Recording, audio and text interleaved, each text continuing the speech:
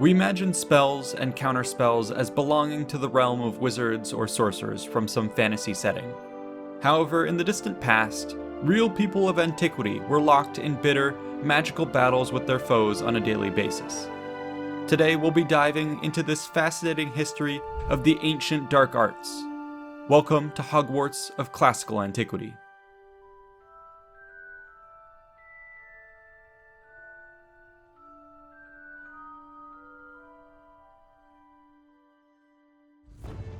You can learn much more about the supernatural aspect of our past with the 4-part documentary series, Myths, Magic, and Monsters, available for streaming now through our sponsor Magellan TV.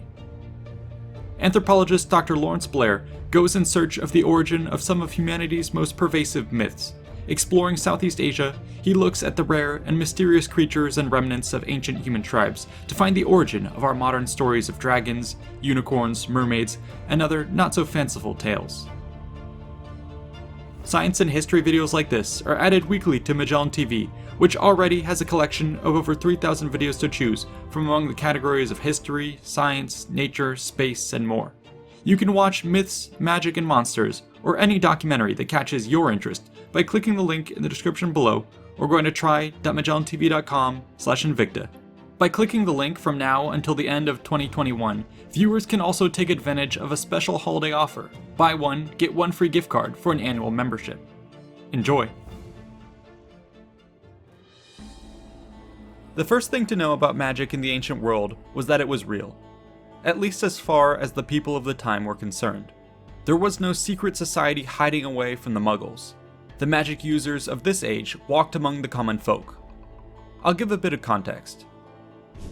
To Gaius, a hypothetical man living in a Roman town, magic was every bit as real as the ground on which he walked every day.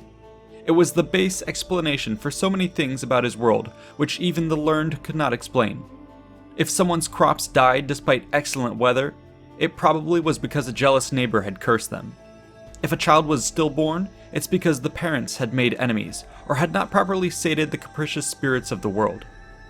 On the other hand, if someone aged remarkably well, it might be whispered about who they had undertaken a devilish right to have perfect skin and teeth despite their advancing years.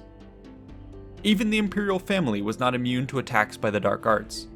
For example, when the great general Germanicus died under suspicious circumstances, it was widely believed that he had been cursed by his rivals. Tacitus reports that, quote, "There were found hidden in the floor and in the walls disinterred remains of human bodies, incantations and spells, and the name of Germanicus inscribed on leaden tablets, half-burnt cinders smeared with blood, and other horrors by which in popular belief souls are devoted to the infernal deities." This was a terrifying world to be living in, one in which even the emperors were not safe. As with all things frightening, however, it can at least be a small bit of reassurance to understand them, even vaguely. For example, it was commonly believed that ancient magic abided by a set of rules. What exactly these were, though, was another matter entirely. Such dark secrets were not something kept out in the open. Just attempting to write these things down was a dangerous matter in and of itself. Make one tiny mistake and it could backfire, destroying you, your family, and even your entire community. Thus, most spellbooks seem to have been created by magicians or priests. Whether these folks were incredibly wise or incredibly fraudulent depended on who you asked. But even if you trusted in a spellbook, there were still perils in its use. Make one small slip up and the magic might fizzle out or blow up in your face. Even if you did everything right, it was ultimately up to the spirits and gods how their power was made manifest. Given the often capricious nature of such entities, it should be no surprise that invoking their help was a highly risky endeavor. But often the rewards were just that appealing. As a result, we find evidence of magic being used by witches, shamans, priests, augurs, doctors, and even your common folk. It was present in everything that people did, from the spells used by farmers to ensure good crops, to the love potions purchased by the youth, to the rituals that lay at the foundation of the renowned Greek oracles. As you can imagine, there were many kinds of magic with all sorts of applications. This gets further complicated when you consider the blurred lines between religion and magic.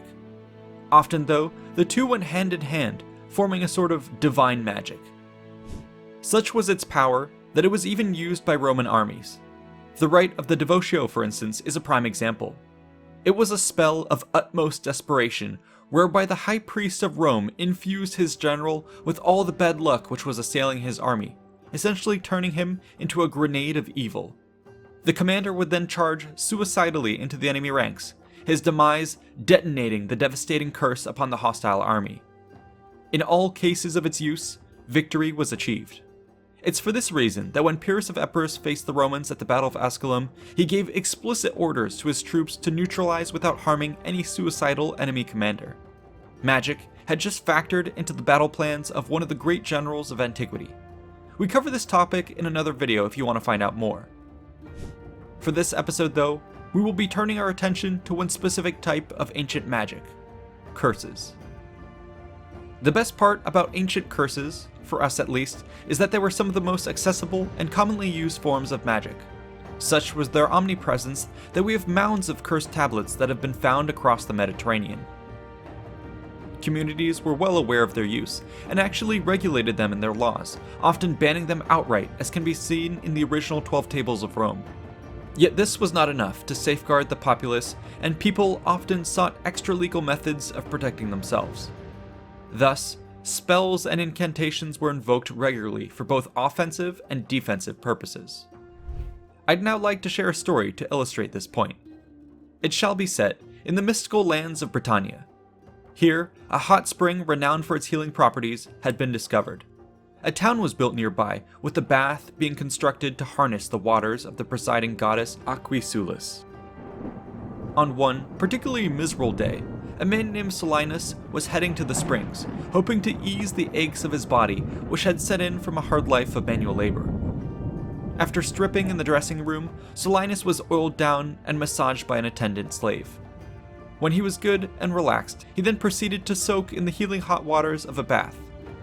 True to the site's reputation, the years melted from his body and the aches subsided. This was peak civilization.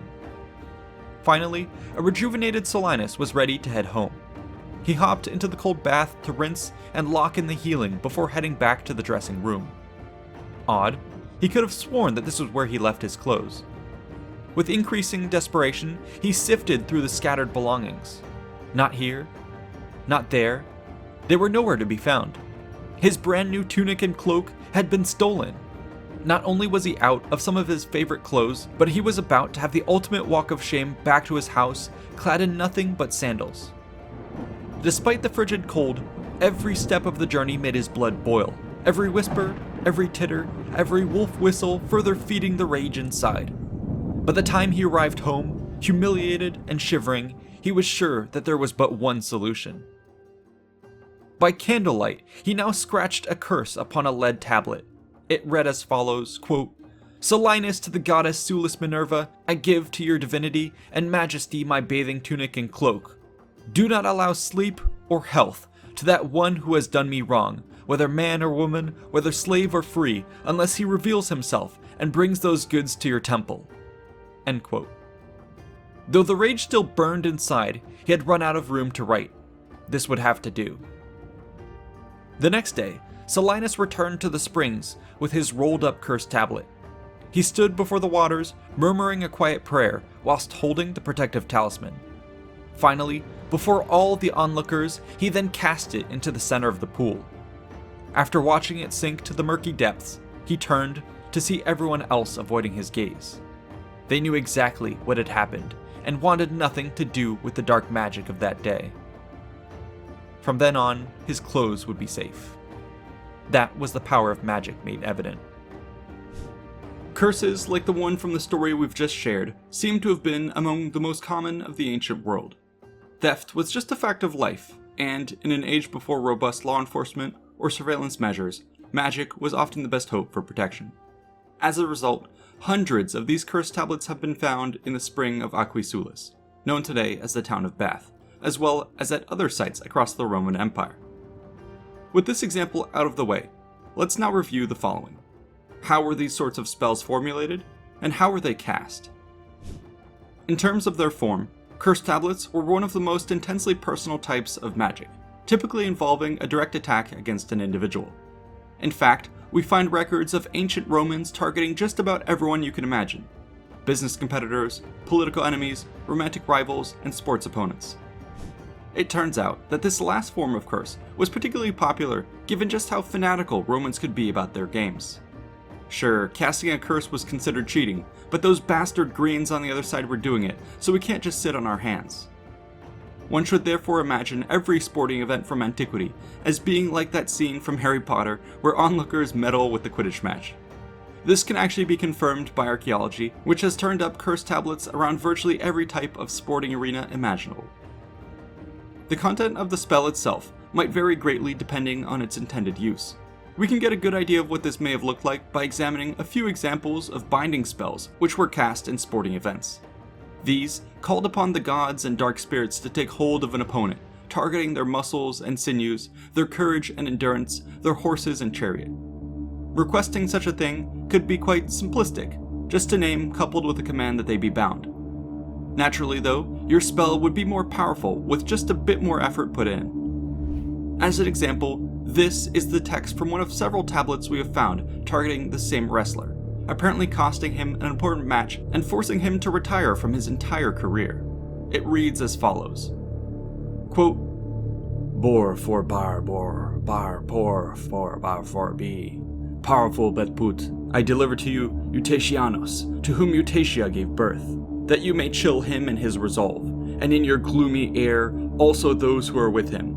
Bind him in the unlit realm of oblivion, chill and destroy the wrestling which he is about to do in the arena this coming Friday.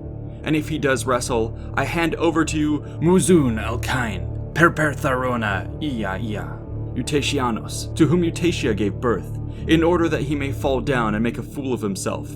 Powerful Typhon, Kolkoi Tontonton, Seth Satukwa, Ia Lord, Apumx, Furiuonix, regarding the disappearing and chilling of Eutatianos, to whom Eutatia gave birth.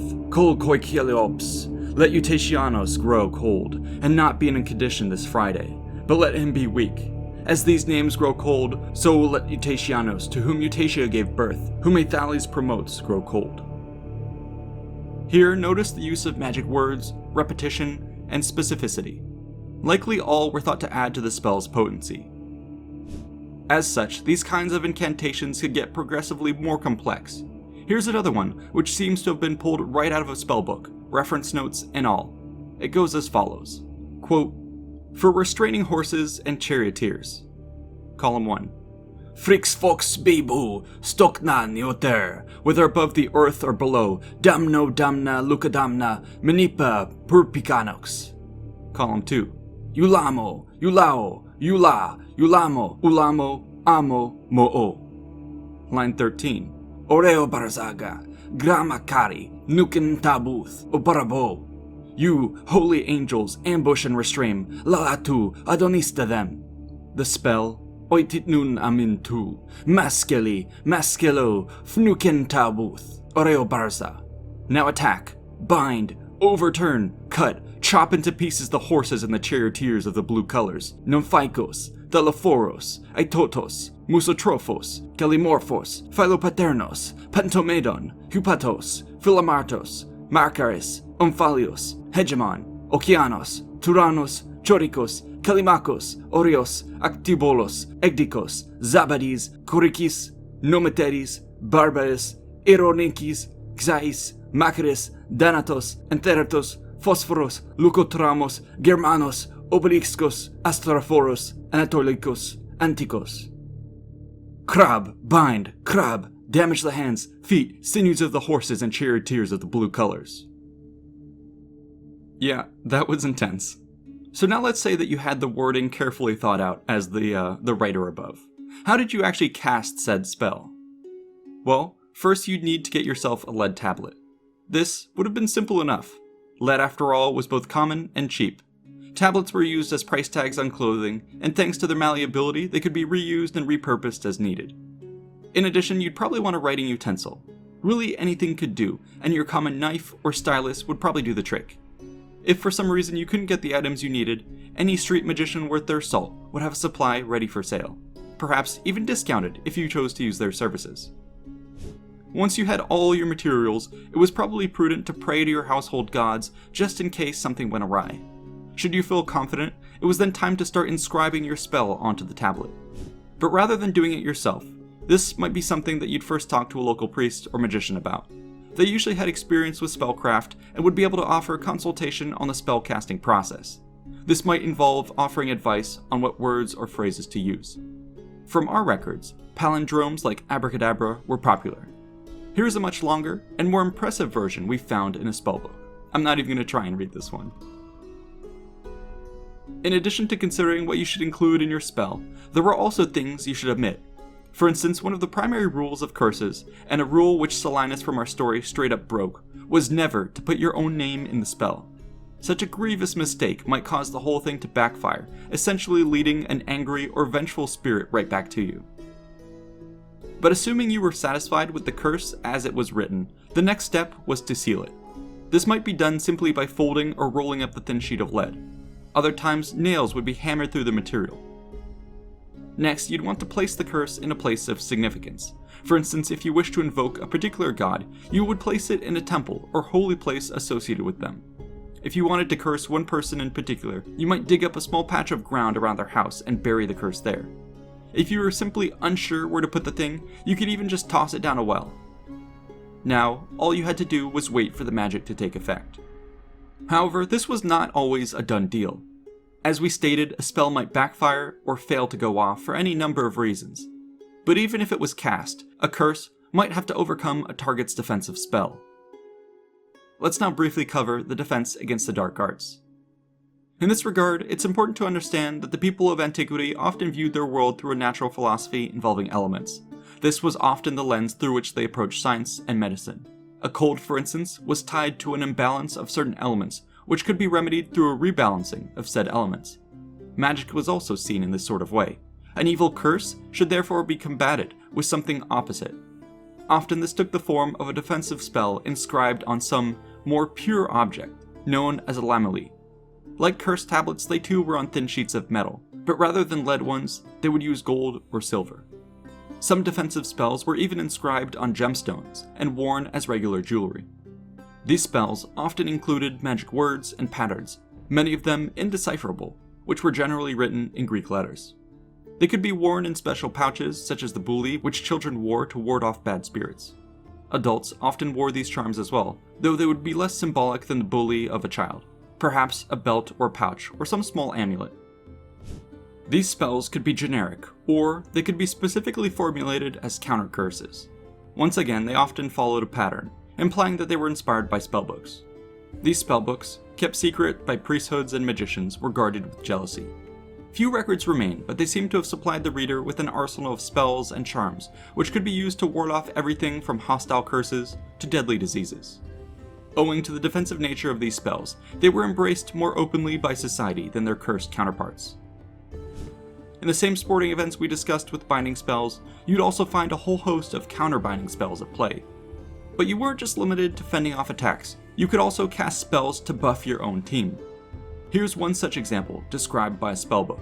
It states, quote, "If you wish to race horses, even when they are exhausted, so that they will not stumble in their running, that they will be swift as the wind, and that the foot of no living thing will pass them, take a silver lamella, and write upon it the names of the horses, and the names of the angels, and the name of the prince who is over them, and say, I adjure you angels of running, who run amid the stars, that you will gird with strength and courage the horses that are racing, and his charioteer who is racing them. Let them run, and not become weary nor stumble. Let them run and be swift as an eagle. Let no animal stand before them, and let no magic or witchcraft affect them. Take the lamella and conceal it in the racing lane of the one you wish to win." There are certainly more examples we could get into, but this should give you an idea of the nature of this sort of magic and defensive spells in general. The rest will have to wait for another time. I've absolutely loved exploring this fascinating topic of magic in the ancient world. As a lover of the fantasy genre, I never really stopped to consider that our own past was one such setting. It's been truly eye-opening to see the sorts of ways people at the time adapted to the magical realm they very much believed themselves to be in. In fact, it's inspired the world building I've been doing for my own D&D campaign, as well as some fun new shirts I've designed for our store. Definitely check it out if you're interested, as the proceeds go straight to our art team. Finally, I wanted to thank the patrons for funding the channel, as well as the researchers, writers, and artists who made this episode possible. Be sure to like and subscribe for more content, and check out these other related episodes. See you in the next one.